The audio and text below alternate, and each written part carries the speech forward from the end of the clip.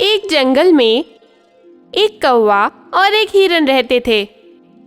कौवा और हिरन दोनों बहुत अच्छे दोस्त थे।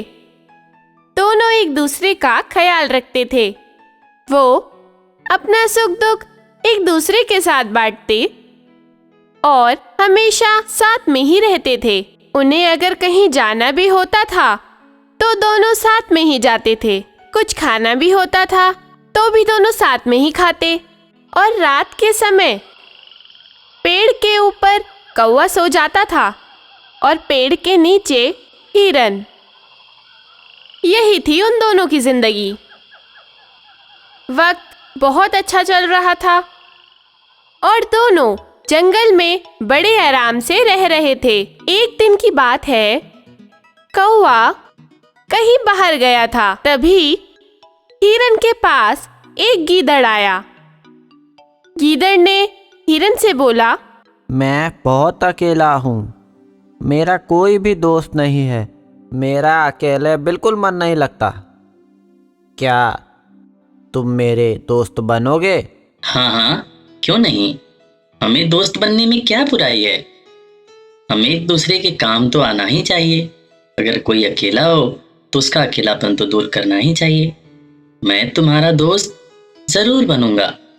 एक बात याद रखना, मगर तुम कभी भी मुझे धोखा मत देना, इसलिए कि दोस्ती में अगर कोई किसी को धोखा देता है तो फिर वो दोस्ती टूट जाती है। अरे नहीं नहीं, तुम कैसी बात कर रहे हो? मैं भला तुम्हें दोस्त बनाकर धोखा क्यों दूंगा? तुम हमेशा मेरे बहुत अच्छे दोस्त बने रहोगे। मैं तुम्हें कभी धोखा नहीं दूंगा। उस दिन के बाद हिरन का दोस्त गीदड़ बन गया। अब दो के साथ साथ एक और दोस्त आ गया, यानी अब 3 दोस्त रहने लगे, कौवा, हिरन और गीदड़। हिरन थोड़ा भोला था। वो हर किसी की बात को सच्चा और अच्छा मानता था, मगर कौवा थोड़ा सा होशियार था। वो हर बात के दोनों पहलुओं पर विचार करता था। कहने का मतलब है कि वो किसी भी जानवर और किसी भी इंसान में अच्छाई बुराई दोनों देखता था। एक दिन गीदड़ जब बाहर गया था तब कौवे ने हिरन से बोला, मुझे इस गीदड़ की विचार ठीक नहीं लग रहे। पता नहीं क्यों मुझको इस पे शक हो रहा है। अरे कैसी बात करते हो तुम। वो बेचारा अकेला है। वो अपना मन बहलाने के लिए हमारे पास आया है और तुम उस पर शक किए जा रहे हो। अरे नहीं नहीं, मेरे कहने का ये मतलब है कि ये गीदड़ होते बड़े खतरनाक हैं। ये वफादारी का कितना भी ढोंग करें, लेकिन ये होते अच्छे नहीं हैं। तुम इससे जरा संभल के रहना, बस मेरी यही नसीहत है तुमको। अच्छा ठीक है बाबा, मैं तुम्हारी बात मानूंगा, मैं ध्यान रखूंगा। और हाँ, कभी भी कहीं भी इसके साथ अकेले मत जाना। कहीं जाना भी तो मुझे बता कर जाना, ठीक है? हाँ ठीक है, मैंने सुन लिया। मुझे कहीं जाना भी होगा इसके साथ तो मैं तुम्हें बता कर जाऊंगा। इतने में गीदड़ वहां पर आ गया। गीदड़ ने हिरन से बोला, अरे वहाँ पास के खेत में हरी हरी घास है,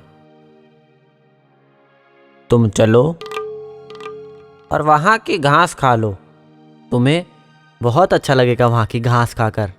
हरी हरी घास का नाम सुनकर हिरन के मुंह में जैसे पानी आ गया, मगर उसके दोस्त कौवे ने उसको हिदायत दी थी कि वो कभी भी गीदड़ के साथ अकेला ना जाए। उसे वो बात याद आ गई और उसने गीदड़ से बोला, थोड़ी देर इंतजार कर लेते हैं, मेरा दोस्त आता है, फिर हम तीनों एक साथ चलते हैं। ठीक है। दरअसल जिस खेत में गीदड़ हिरन को ले जाने की बात कर रहा था, उस खेत के मालिक ने उस खेत में पहले से ही जाल बिछा रखा था। यानी हिरन जैसे ही उस खेत में जाता, उस जाल में फंस जाता। फिर खेत का मालिक आकर हिरन को मार डालता और फिर गीदड़ मरे हुए हिरण के मांस को आराम से खा पाता। यही थी योजना जिसके लिए गीदड़ हिरण को खेत में ले जाने वाला था। हिरण ने कौवे को बताया कि पास के खेत में वो गीदड़ के साथ घास खाने जा रहा है। चूंकि कौवा होशियार था, इसलिए वो चुपचाप इन दोनों को देखने लगा। गीदड़ के साथ हिरण गया और जाते ही उस खेत में जाल में फंस गया। जाल में फंसकर वो झटपटाने लगा और उसने गीदड़ से बोला, अरे अरे अरे, मेरे तो पैर इसमें फंस गए। तुम जल्दी से इस जाल को काट कर मुझे यहाँ से निकालो। तुम कितने बेवकूफ़ हो। मैं तो जानबूझ करके तुम्हें यहाँ पे इसलिए ले आया था कि तुम इस जाल में फंस जाओ और वो खेत का मालिक आके तुम्हें मार डाले, फिर मैं तुम्हारा मांस आराम से खाऊं। अरे गद्दार, धोखेबाज, तुमने धोखा दिया है मुझे। तुम दोस्त बनकर मेरी जान लेना चाहते हो? गीदड़ ने देखा दूर से खेत का मालिक आ रहा था। गीदड़ जाकर पास की झाड़ियों में छुप गया।